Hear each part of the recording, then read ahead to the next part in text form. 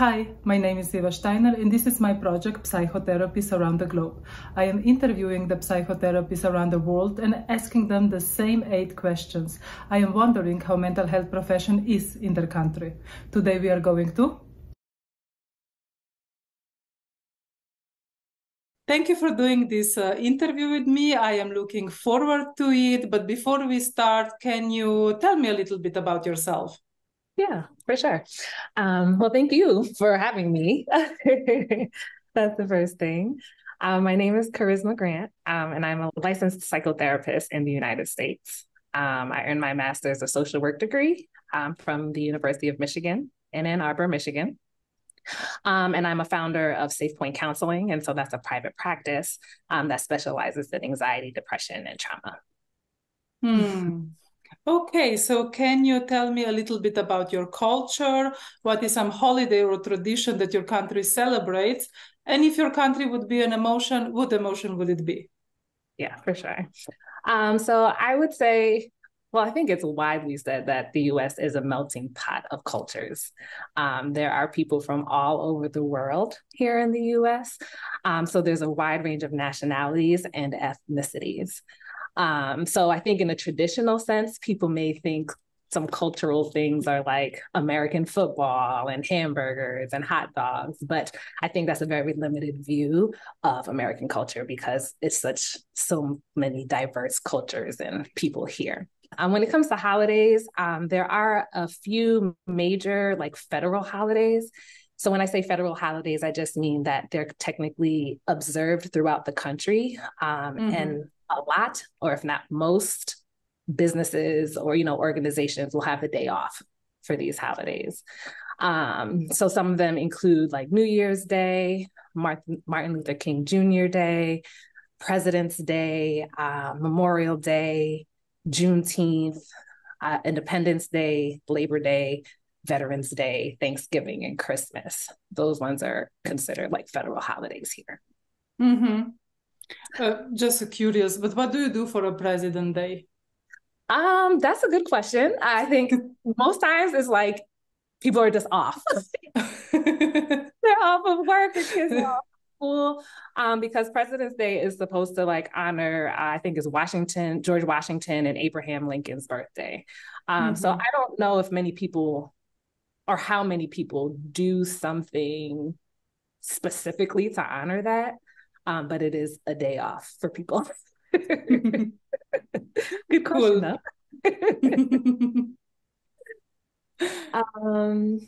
So you asked if the U.S. was an emotion, what would it be? Yeah. Okay. Well, that's a tough question, but I will answer it the best that I can. And I'm going to answer it based on what I personally notice right now in the U.S. I would say that it's maybe a combination of both frightened and hurt right now. There's been a lot going on in America, like throughout history, but we're at another peak, and we have been for the last few years. And I think a lot of the people here are hurting, and they are afraid for multiple reasons. And I don't think, emotions come and go. So I don't think this will be the emotional temperature for the US forever. But I would say right now, that's kind of what I observe or what I think an emotion for the US would be. Okay, so how did you become a psychotherapist, and what is your therapeutic approach? Yeah, and so when I think of the word psychotherapist, I think of it as kind of like an umbrella term. And underneath the umbrella, there are multiple multiple types of psychotherapists, right? So we have psychiatrists, they prescribe medication, psychologists who have a doctorate degree, and then we have master's level clinicians like licensed clinical social workers, licensed professional counselors, licensed marriage and family therapists, licensed mental health counselors, and I'm probably missing some. So psychotherapist is kind of the umbrella. And then underneath this umbrella, we have different types of therapists and counselors. I'll speak more to what I am. So I am a licensed clinical social worker. So as I mentioned before, I have my master's in social work. So the route for that is that you do have to complete your master's degree from an accredited university here. You have to have a certain amount of client contact hours and supervision hours.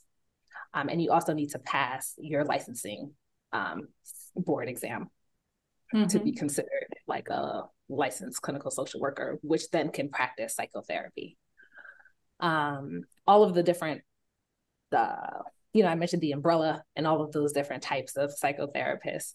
What we do have in common is that we all do need to have at least a master's level, but we have different licensing exams, different exams itself, different hours that are required to be licensed. And so there's some variables in there. And it's different from state to state? Yes, it is. So it's different from your credentials as well as from state to state. So one state may have 4,000 hours of client contact, but another state may have 3,000 hours of client contact. So, and it's not always transferable. So if you are moving from one state to another as a licensed clinical social worker, just because you're licensed a clinical social worker there doesn't mean you'll automatically be licensed there. If you don't have enough hours, you may need to gain those hours before getting your full license in that state. So it is different state to state. And here, for example, we have like different approaches like psychoanalysis, gestalt, psychodynamic, cognitive behavioral. Do you have also like this distinction among different approaches, or you can practice all of them once you have a license for psychotherapy?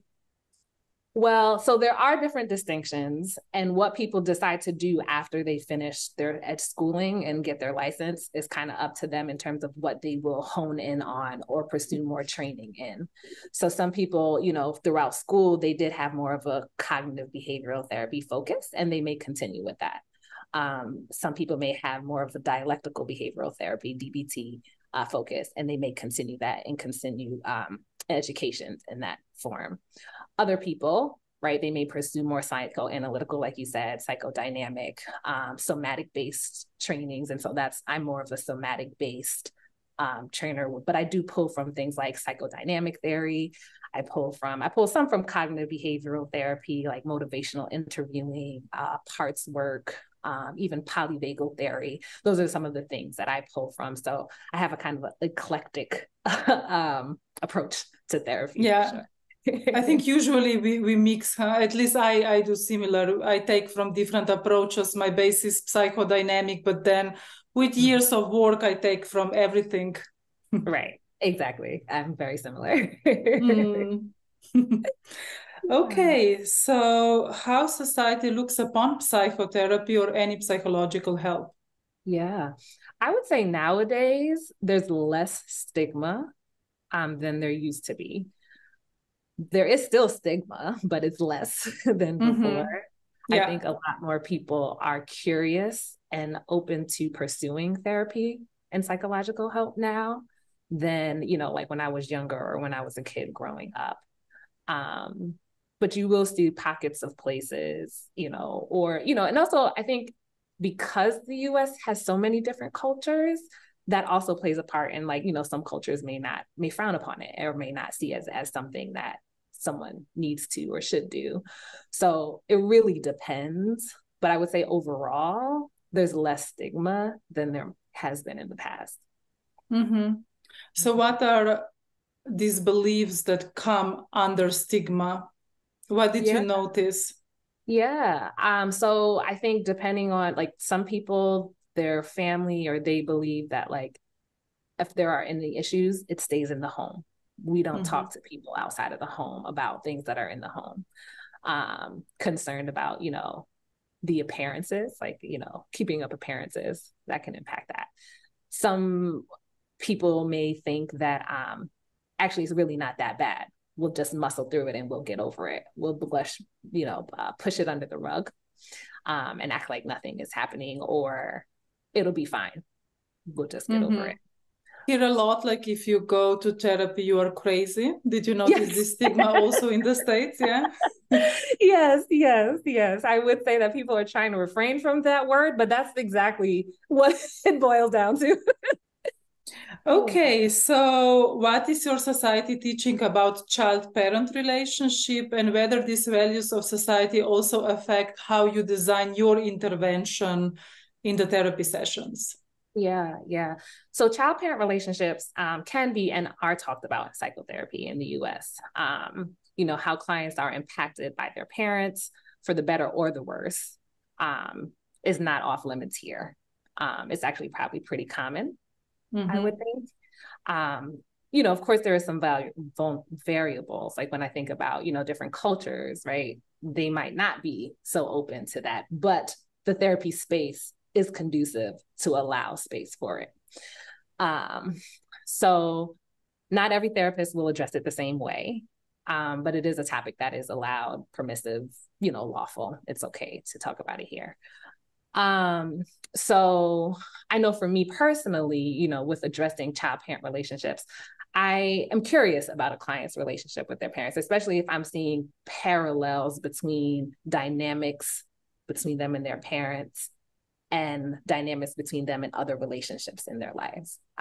Given that, whether that they might have been taught by their family how to be treated, how to talk to each other, how to be talked to, things like that, or even beliefs about themselves. So I'm usually curious, and then I kind of try to read the temperature of the room and ask, and name whether I see like that's an uncomfortable topic or if that's okay, you know what I mean?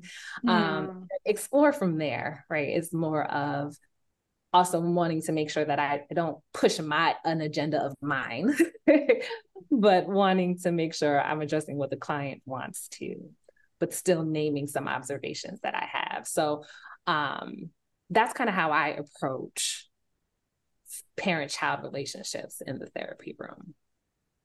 So if the client would say, look, I don't want to have a contact with my parents anymore, I want to cut them out, how would you approach?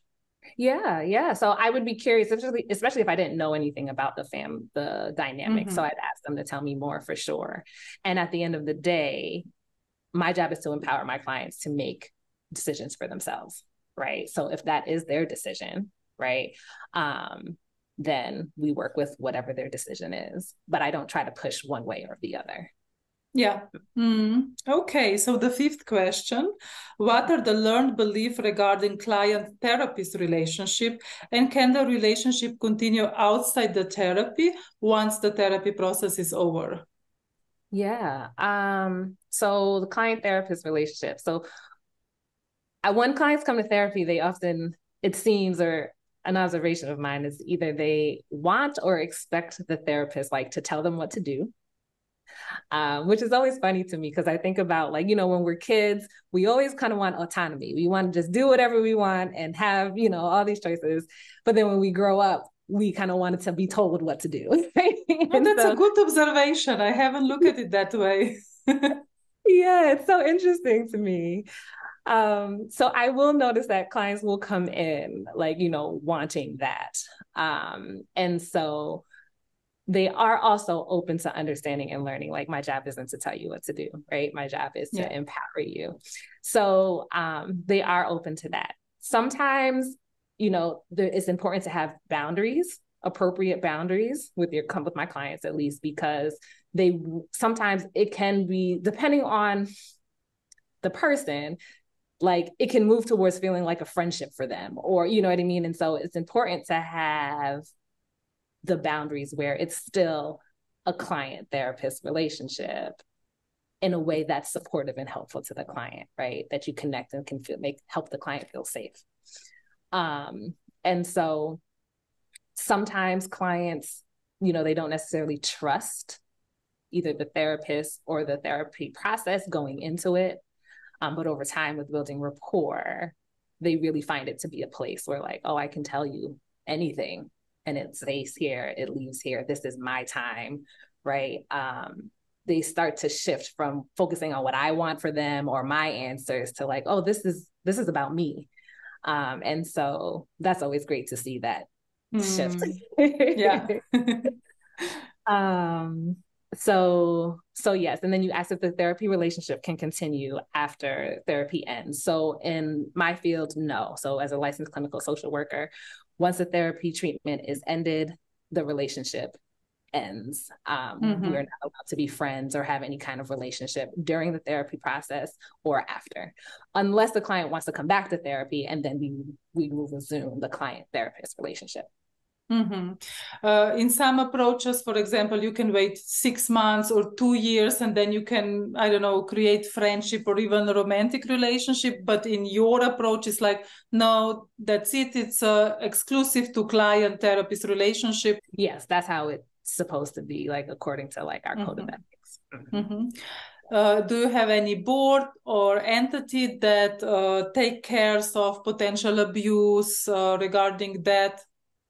Yeah, so we do have a code of ethics. And so what that is basically the ethical standards of how we should practice social work. So that is something that, you know, we need to be keeping in mind as we practice. We do have a National Association of Social Workers as well. And so not everyone who is a social worker is a part of that board, I should say, but there is that option where they do, a part of their job is to aid with those types of things. Yeah. Okay. Is supervision a must for a therapist in your country? Yes, it is. I believe regardless of what kind of psychotherapist you are, supervision is required. I know for a social worker, absolutely. What are the most common complaints that a client comes to therapy for? Yeah. So I noticed like interpersonal relationships, right? So whether that's with family, friends, romantic relationships, co-workers, or, you know, their boss. I hear a lot of those interpersonal dynamics people will come to therapy for. Emotion regulation as well. Anxiety and depression, I also see quite often. I'm trying to think. Those are the most common that I tend to see. Yeah. Okay, the last question. If you would share one tool, belief, or approach that is a must-have for you as a therapist, what would that be? I would say, well, one of my beliefs as a therapist is that it's important to have a commitment to doing your own work, right? And so what I mean by that is, you know, going to therapy and working through your issues for a number of reasons. One of them being like lessening the likelihood of countertransference interfering with your client's therapeutic growth and process and treatment. But also like to live in integrity. Like, you know, I sit across from clients who, you know, go through life, and I'm a person, I go through life things too. And so I think it's a great way to practice what I preach as well. So that's what I would say as a therapist, like my role as a therapist. But with my clients, I think it's really important for me to practice like curiosity about, you know, what the clients are saying or what they're coming in with or what I'm just noticing or observing. I would also say, you know, recognizing that everyone is different, right? Like one approach isn't going to work for everyone. And so not putting people in a box, you know, seeing people a little bit more holistically and seeing the nuances of how people are and how they interact with themselves and other people. The other thing was being mindful, and maybe this is also a part of doing your own work, of your agenda or my agenda, right? Like, so if a client's coming to therapy for something, being mindful that I don't have an agenda. And if I do, working through that. So I'm not projecting something on clients that has nothing to do with what they really want or what they need. But then also balancing, like challenging them in some ways to maybe consider some things a little differently. With answering that though, another answer came to mind about what you asked about what people come to therapy for. Something else I noticed there is like people tend to lose relationship with themselves. So what I mean by that is like, they don't even know what they want. They don't know what they like. They don't know what they need. And that actually plays a part of the disrupt in their relationships with multiple people, right? And or even how to communicate that. So really, thank you for doing this interview with me. I'm really happy how we found each other and that we did this interview together. Yes, me too. It was such a pleasure speaking with you. Thank you for the opportunity.